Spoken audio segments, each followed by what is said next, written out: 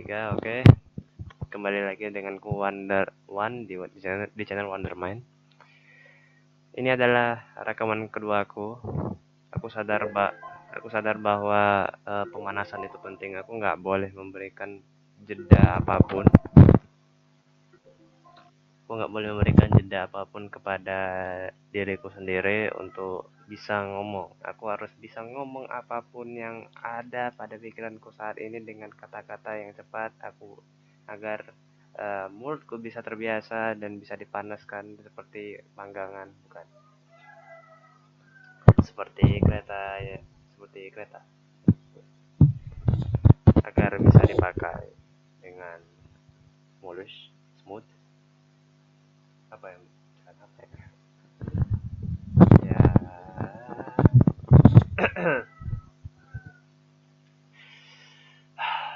Oke, aku perlu pemanasan, aku perlu space untuk bisa ngomong. Ini adalah, oke, tenangkan.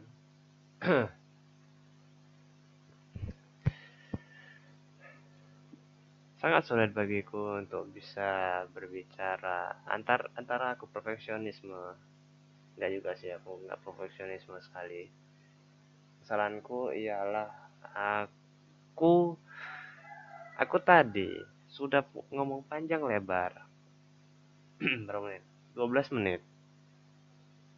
10 menit aku udah pemanasan dan itu dihancurkan dengan satu jeda, yaitu sesi. Aku tahu bahwa aku akan membuat 2 sesi untuk hari ini, yaitu sesi untuk explore pikiranku dan sesi dengan struktur. Aku tidak bisa berbicara pada sesi struktur dengan benar,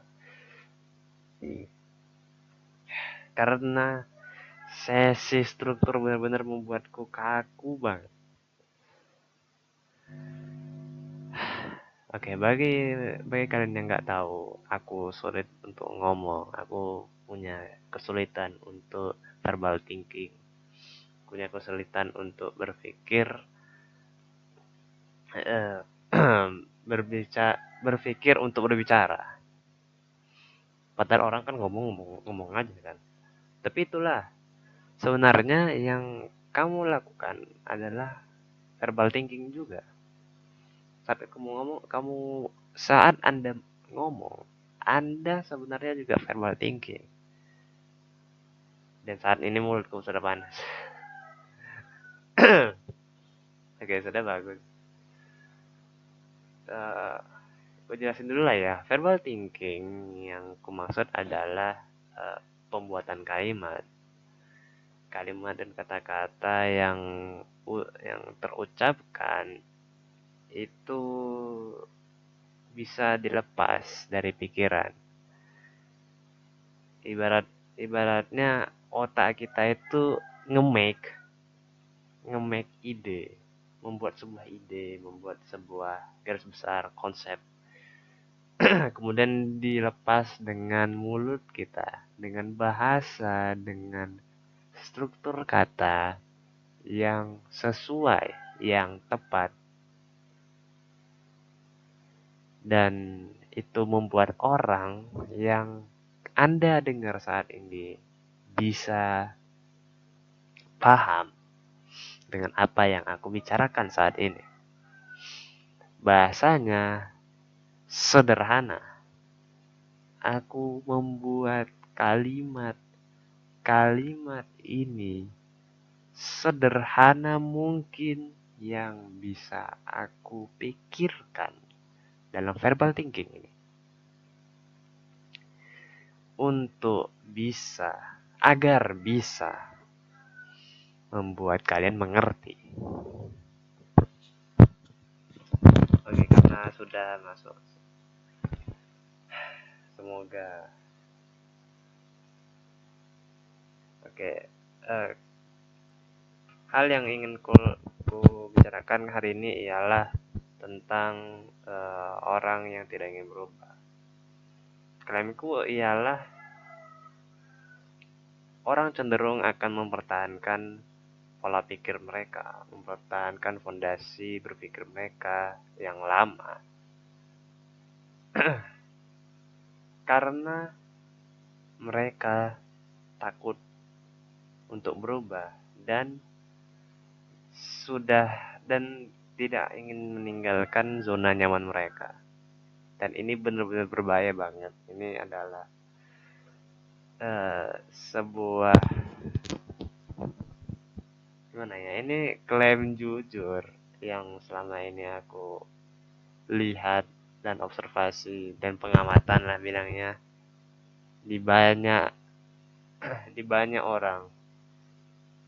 Kalau kalau aku persentasekan 90% yang ada di sekitarku saat ini masih mempertahankan proses berpikir, masih mempertahankan pola pikir lama mereka dan mereka tidak ingin berubah. Mereka set, oke, aku akan berubah besok. Oke, besok-besok lah nantilah aku akan berubah nanti. Akan kupikirkan nanti. Dan ya yang sudah kita yang sudah yang sudah aku amati, mereka tidak akan pernah berubah. Mereka juga gak ingat karena pikiran mereka itu sudah terpaku. Makanya ini yang berbahaya sekali bagi diri kita sendiri. Oke, lanjut. Kalau nggak salah tentang kenyamanan yang familiar. Orang cenderung memilih mempertahankan apa yang sudah mereka ketahui dan pahami karena itu membuat mereka merasa nyaman dan aman. Perubahan bisa membawa ketidakpastian yang menakutkan. Oke, eh, pikiran lama kita, misalnya apa ya? Kita jadikan contoh sebuah sebuah pikiran. Saking banyak sulit sekali aku untuk ngomong.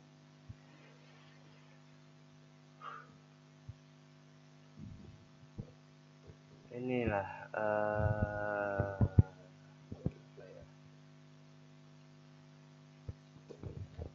ya kita aku jelasin aja lah. Pola pikir. Inilah aku jelasin aja. Orang berpikir ya, fondasi mereka berpikir itu pikiran lama mereka itu sudah nyaman dan mereka gimana ya? Mereka sudah beradaptasi.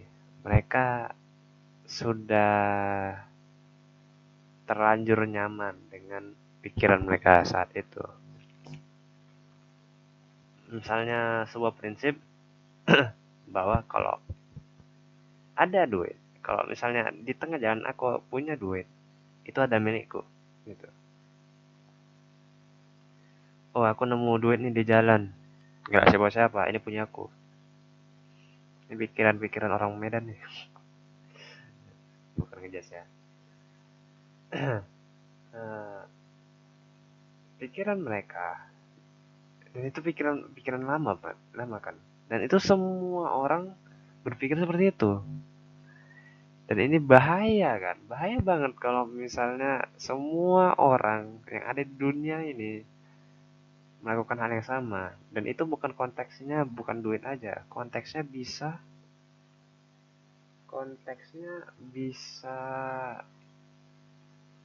bukan uang lagi, bisa jadi mobil, bisa jadi aset harta dan lain-lain. Dan itu bahaya banget kan. Maka dari itu eh, kita nasihati. Maka dari itu kita perlu berubah. Nah, orang yang berpikir demikian, orang yang menyadari demikian bahwa bahwa pikiran mereka itu salah. Mereka sudah terlanjur nyaman dengan pikiran mereka saat ini bahwa eh, gimana ya, kalau aku nggak gitu nanti aku nggak ada duit lagi, itu rezeki dari Allah, itu ini adalah cara Allah, ini adalah cara Tuhan memberikan kita rezeki. Ya padahal itu eh, keuntungan kalian, itu keegoisan kalian, keserakahan kalian, ketamakan kalian, ya.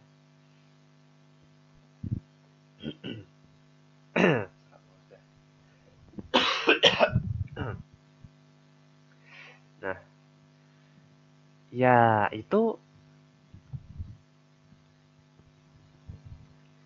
ya em, itu bu pikiran salah mereka, pola pikir salah mereka. Mereka mereka bisa nggak bisa analisis, nggak bisa sadar akan pikiran mereka itu ialah bahwa mereka itu benar, dan itu adalah kesalahan, ya kesalahan. Banyak orang yang nggak bisa ngaca pada diri mereka sendiri, dan itu adalah kekurangan bagi mereka. Oke, itu yang pertama, itu kayaknya sudah ketakutan akan gagal. Nah, orang takut gagal ketika ini pola pikir mereka ingin diubah nih. Mereka ingin lepas dari zona nyaman mereka. Itu bagus dong berarti. Mereka ingin lepas dari zona nyaman. Tapi masalahnya bang, aku takut gagal. Misalnya kalau aku nggak, misalnya aku mau berenang nih, oke lah aku harus berenang. Tapi aku takut, bisa nggak bang? Nggak kena mata bang. Oke, kita bakal kasih kacamata gitu.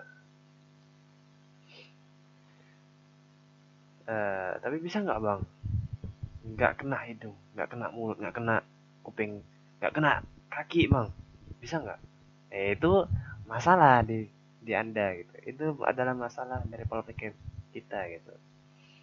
Masalahnya anda ingin berenang, tapi anda nggak mau mengambil resiko pada saat itu juga. Nah, semua yang anda ambil, semua yang kita ambil, keputusan yang kita ambil, decision adalah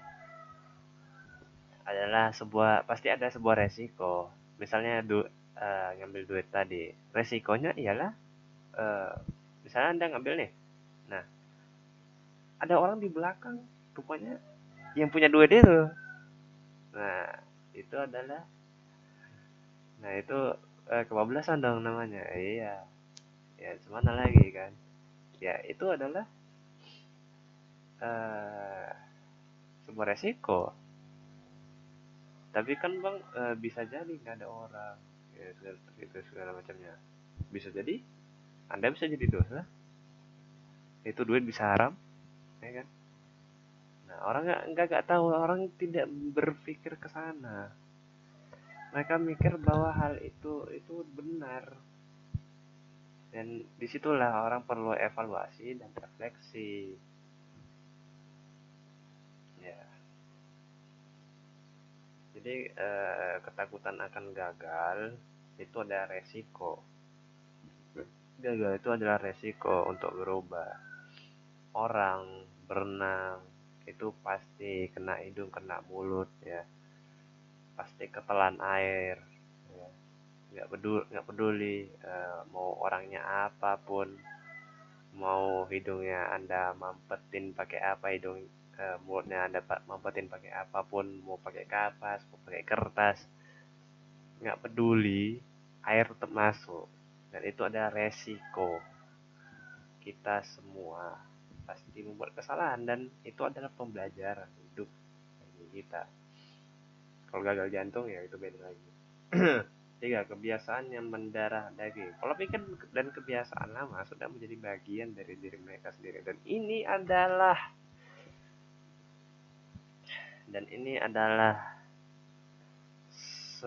adalah hal yang paling krusial saat ini, yaitu fondasi berpikir mereka adalah sebuah identitas. Misalnya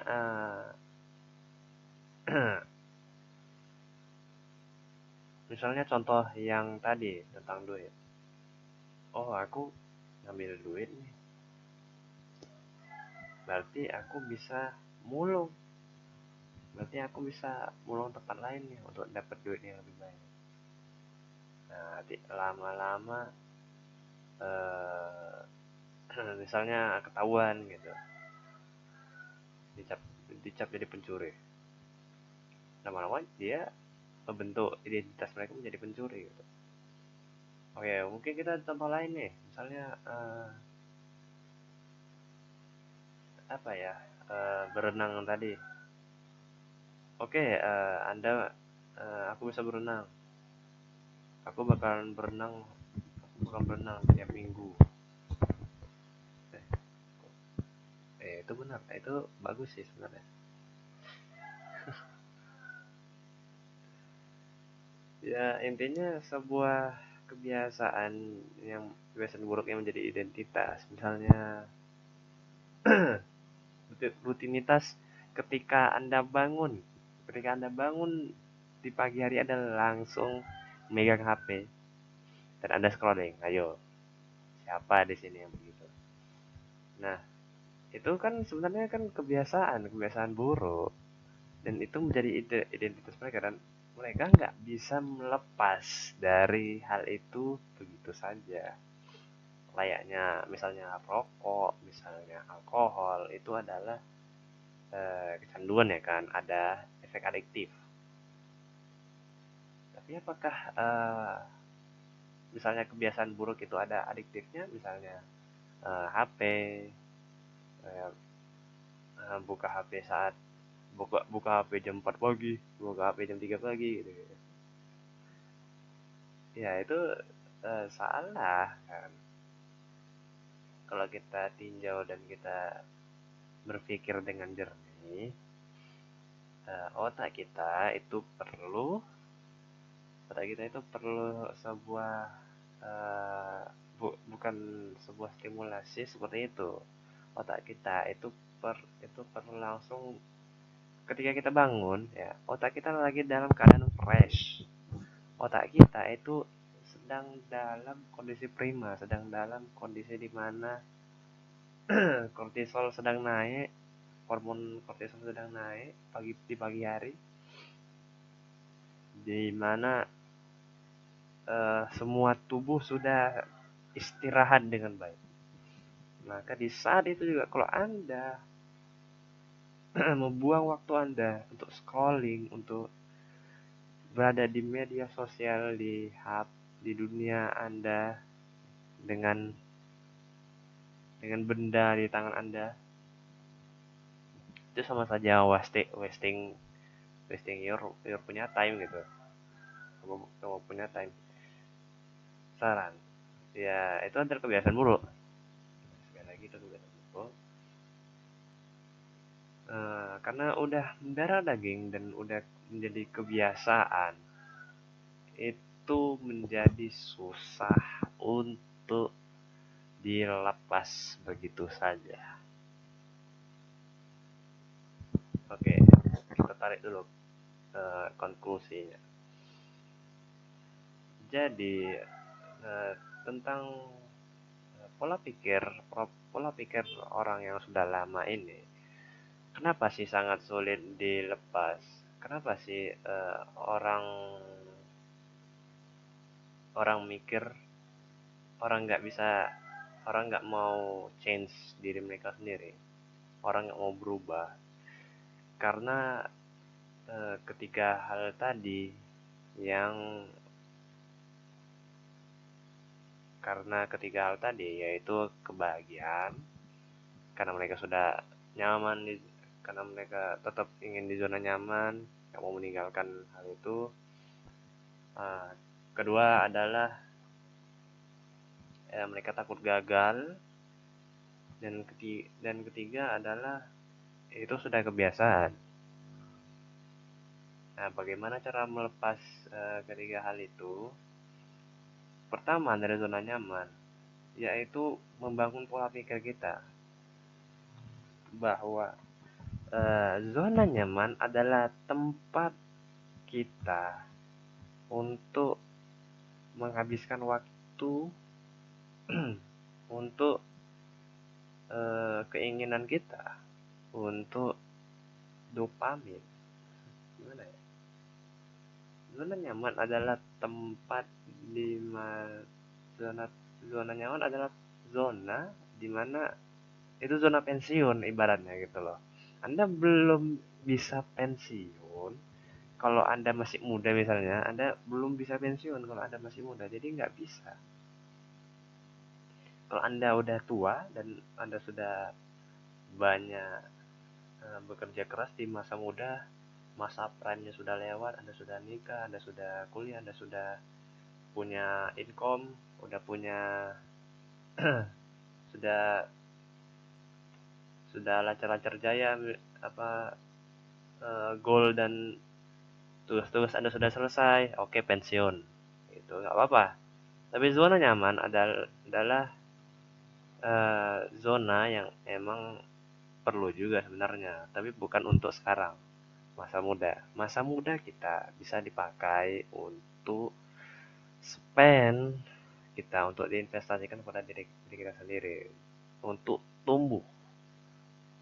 Jadi pindah nih dari zona nyaman ke zona kritis, ke zona di mana kita growth, bukan zona burnout, bukan bukan zona yang nyaman, tapi zona yang membuat diri kita itu berubah.